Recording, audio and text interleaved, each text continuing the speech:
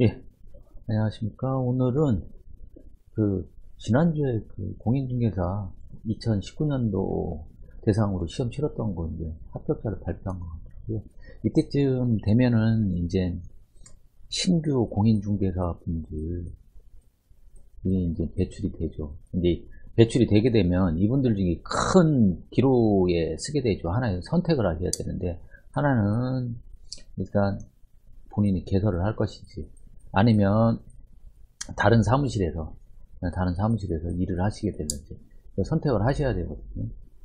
근데 공인중개사증을 이제 취득을 하신 분들, 저도 이제 똑같은 그 과정을 겪었으니까 지금 예전의 생각을 뒤돌아보면 다 좀 그때는 이렇게 했었으면 어떨까라고 생각하는 것들이 있어요. 제가 못내 좀 아쉬운 것도 있고, 제가 다녔던 사무실에 좀 미안한 감도 있고, 그때 고맙다고 못한 것도 있고, 이제 그게 이제 만감에 좀 교차하네요. 저도 사무실 직접 운영을 하다 보니까 예전에 생각하지 못했던 것들이 이제 이 사무실을 운영하시는 사장님들, 대표자분들한테 좀 미안한 감이 있어요. 저도 오랫동안 이제 직장 생활을 했는데 그때는 생각하지 못했는데 지금에 와서 보니까 역지사지로 지금 새롭게 공인중개사를 취득하신 분들은 당연히 뭔가를 좀 배우고 싶겠죠. 이제 본인들은 배우고 싶으실 테고, 배우신 다음에 당연히 이제 개업을 하시겠죠. 근데 개업을 하시면은 착각하지 말아야 되는 게, 일 잘하고 말 잘 듣고 센스 있고 그리고 똑똑하고 이런 사람은 나하고 같이 일하지 않을 거다라고 생각을 하시고 해야 됩니다. 본인이 한번 뒤를 되돌아보면 본인이 꽤나 좀 유능했던 실장이었을 때 그 사무실에서 어느 정도 능력이 되면 거기서 영원히 같이 하시려는 생각을 갖질 않으시잖아요. 그럼 상대편도 똑같거든요. 근데 지금 와서 지내고 보니까 제가 신입이든 경력이든 우리 사무실 들어오면 사실은 신입 같은 경우에는 최소한 6개월, 많게는 지금 뭐 1년 가까이도 이게 신입 직원들을 모시고 살아요. 솔직히 상점 모시듯이. 경력직들은 경력직 나름대로 자기가 일한다고 해도 노타치로 일을 합니다. 예. 그래서 이제 많은 부동산들이 1인 혼자서 이렇게 하시잖아요. 근데 한번 심정을 한번 생각을 해보세요. 역지사지로.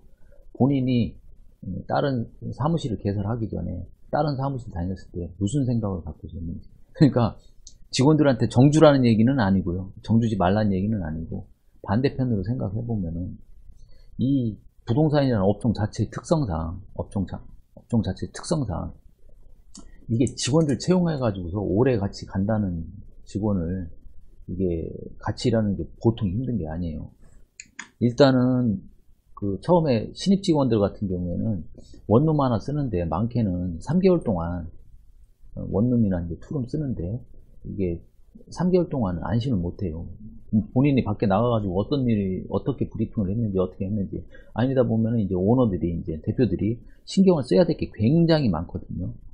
그리고 어느 정도 수준에 또 올라왔다 하면은 속칭 일 좀 잘하고 좀 센스 있고 하신 분들은 대부분 떠납니다. 그 사무실을.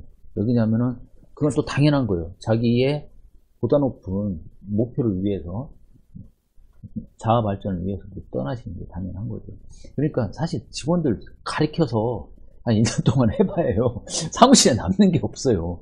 그리고 만약에 1년 동안 적응을 하신 분들은 어느 정도 부동산 쪽에 계속 쭉 나갈 사람인데, 이 사람들이 저하고 같이 일을 안 해요. 저뿐만이 아니라 이 말을 하면은 대부분의 부동산 직원분들은 대표님들은 이해를 하실 거예요. 그래서 이제 직원들 들어오면 좀 매정하게 대하기도 하고 좀 드라이하게 대하기도 하고 막 그러는 거는 새로 들어오신 분들은 좀 이해를 해주셔야 돼요. 새로 들어오신 분들 같은 경우에는 자기가 아무것도 모르니까 하나에서 10가지 다 진짜 다 알아줘야 되는데, 대부분 지금 오너이신 분들이나 부동산 정착하신 분들은, 죄송한 말씀이지만 언짢게 듣지 마시고, 그걸 배우고 하신 분들은, 제 주변에서 이렇게 사무실까지 개설하신 분들은 뭘 제대로 배우신 분들이 아니에요, 사실은. 그러니까 제가 그냥 누차 말씀을 드리잖아요. 되는 사람은 되는 거고 안 되는 사람은 안 된다. 하나에서 열까지 다 먹여주고 가르쳐줘도 계약을 못 하시는 분들은 어차피 이쪽에서 도태됩니다. 그분들은 월급장에 하시는 게 나아요. 근데 이 부동산 쪽은 어느 정도 센스가 있고 빨리빨리 배우고, 그리고 계약 책임률이 높으신 분들은 사실 저하고 1년 일해주면 정말 감사한 겁니다. 진짜 제가 얻고 다니겠어요. 1년만 버텨주시, 1년만 같이 일해주시면. 3, 4, 초보자를 제가 직접 해보면 3개월에서 4개월 한다며요. 기껏 해봐야 1년이라고 하면 7, 8개월, 반년 써먹는 거예요, 반년. 근데 1년 되면은 뭐 대부분 떠나주세요. 이게 참 맥빠진 일이죠. 그러니까 마진이 안 맞아요. 또 뽑고, 나가고, 또 뽑고, 나가고. 근데 사무실 직원들이 이제 들쭉날쭉 하면은 참 이거 내가 뭐 잘못하고 있는 건가, 이걸 뭐 안 되는 건가, 아니면 수수료율이 저 10% 넘었다고 저쪽 가 있는 거 보면 좀 서운하기도 하는데, 이거는 지금은 그런 게 하나도 없어요. 오히려 한 저하고 신입이시든 경력이시든 한 1년만 일해 주신다고 하면 저는 정말 감사할 것 같아요. 예, 이건 진심입니다. 이게 근데 그렇게 떠나시고서 개업하시는 분들 있잖아요. 역으로 100% 똑같은 경우가 당합니다. 본인이 개설하면 자기 생각 같지 않을 겁니다. 똑같습니다. 내가 저랬나 싶을 정도로. 그래서 부동산 현업 하시게 되면은 이 채용, 같이 저하고 같이 나가실 분들, 사무실에서 일하실 분들이 힘들지가, 굉장히 힘들다. 그리고 정착을 시키는 것도 힘들고, 이 채용 정말입니다. 정말.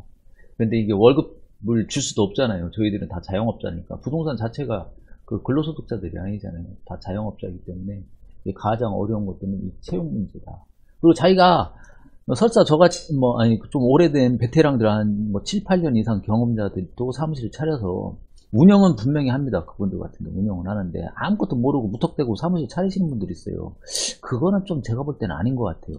설사 그렇게 차리셔서 운영하시는 분들은 있어요. 근데 이게 직원들 이렇게 대화하거나 이제 실장님들 이렇게 하시는 거에 좀, 그리고 다른 부동산들하고 협업하는 문제가 좀 매끄럽지 못한 부분이 있어요. 그래서 저 같은 경우에는 증을 따셨으면은 사무실에서 신입부터 원투룸부터 임대부터 절대 매매나 이렇게 뜬구른다는 얘기 하시지 마시고 그냥 이것부터 차분히 몇 년을 쌓아 가시는 게 낫고, 그리고 최소 한 3년 이상은 하신 다음에 본인이 개업을 하시는 게 나아요. 그리고 인프라하고. 그리고 어느 사무실을 떠나실 때는 반드시 사무실, 내가 나갔던 사무실하고 왔다 갔다 하세요. 왔다 갔다. 이쪽 사무실 떠나면은 미안해서 그런가 저쪽 가가지고서 아무런 연락도 없으신 분이 있어요. 그러면은 늘지가 않아요, 실력이. 실력이라는 게 뭐예요? 자기 인프라인데, 이게 미안해서 그런가, 괜히 규모 적어서 그런가, 아니면 여기서 임대하다가 저쪽 가면 상가를 하고 매매를 하고 공장을 하면 자기가 확 바뀔 것 같지만 사실 그렇지가 않거든요. 여러 분야에 다양한 위치나 그의 경력을 쌓으신 분들이 인프라를 쌓아 놓으시는 게 나아요. 그러면은 한 몇 년 하시면 이게 자연히 쌓입니다. 제일 어려운 부분은 이 채용 부분이 중요하고, 이것도 저것도 싫다, 그냥 혼자서 하셔도 돼요. 이거는 진짜 마음 편하게 혼자서 하셔도 이 부동산업은 충분히 하실 수 있습니다. 이게 참 가장 큰 메리트입니다. 다른 업종, 식당이나 이런 식당, 요식업, 그 나머지 모든 자영업은 자기 혼자서 못 하잖아요. 최소한 가족 단위로 하셔야 되는데, 이 부동산은 혼자 하셔도 충분히 운영이 가능하다. 위치 좋은 사무실만 좀 해두시면요. 그래서 그 1인 사업장으로서는 제가 볼 때는 이만한 건 없습니다. 능력만 따라진다면. 요게 이제 가장 리크루팅이죠. 사람 채용이 가장 힘들고요. 그 다음에 이제 한 게 이 광고비 문제인데요. 이게 저희들이 이런 말씀 드리면 좀 그렇지만, 원투룸 임대 같은 경우에도 우리가 법정 복비만은 안 받잖아요. 제가 공개적으로 말씀을 드려서 좀 죄송한데, 근데 신규 건축주분들 같은 경우에는 월세, 한 달 월세 정도는 다 주세요. 이건 제가 공공연히 하는 게 아니기 때문에. 근데 이제 일반 복비 받고는 안 하잖아요. 근데 이 이유가 좀 비겁한 얘기지만 이 광고비가 있어요. 저희들이 복비를 한 10만원 받는다고 하면요, 한 3만원에서 4만원은 네이버 혹은 직방, 다방 이쪽에 뺏긴다고 생각하세요. 제가 지금 아시는 분 한 달에 광고비만 1000만원 나가요. 그럼 다들 놀래요. 무슨 1000만원. 저도 많이 나갈 때는 5, 600만 원까지 나갔었어요. 근데 이게 맞느냐? 이게 1000만 원이라고 하면 하루에 한 30만 원 꼴이잖아요. 그 30일 기준으로 하면. 이 30만 원이 얼마나 우습냐면, 네이버에다가 만약에 대전 원룸 한번 딱 클릭하시잖아요. 시즌 때. 한번 클릭하면 7,000원, 5,000원이에요. 이거 그냥 200번만 하면 그냥 날아가 버리는 거예요. 이게 계약 되건 안 되건. 그래서 직원들이 여러 명 둔 임대 전문이라는 부동산의 대표이사 그 사장들이 얼굴이 박지 못한 이유가 하루에 두세 개 못 쓰면은 이제 막 사람이 이제 조바심이 나는 거예요. 막 광고비 때문에. 뭐 광고비가 또 안 내게 되면은 또 직원들이 또 손님 없다고 또 난리를 치잖아요. 그러니까 그런 문제들 때문에 그러는 거예요.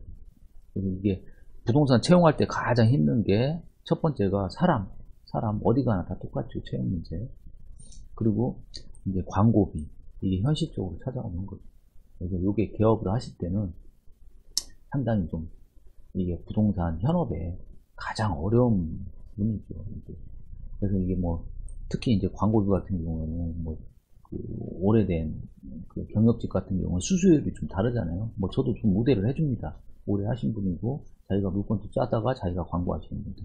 아니 무슨 신입 직원들은 지금 저는 절대 우대를 안 해줘요. 뭐 저기하고 똑같이. 신입 직원들은 어차피 어떻게 되실지 뭐 정착을 하실런지 아니면 부동산을 계속 하실런지 안 하실런지도 모르는데 어떤 경우에는 이제 제가 좀 적나라하게 해도만 본인 주제 파악 못 하시는 분들도 있고 아주 능력이 좀 뛰어나신 분들도 있고 그러세요. 네. 하여튼간 어디나 다 마찬가지로 부동산 개설하실 때 가장 어려운 부분 채용 부분과 광고비가 있다. 그 채용 부분은 혼자 하실 수 있는 능력을 키우시면 한 3, 4년 정도는 하셔야 되고 나머지 광고비는 본인이 적절하게 잘 알아요. 3, 4년을 하시다 보면 광고비를 내가 얼마만큼 냈지 감이 와요. 근데 아무것도 경험이 없이 해버리게 되면 밑빠진 부위입니다.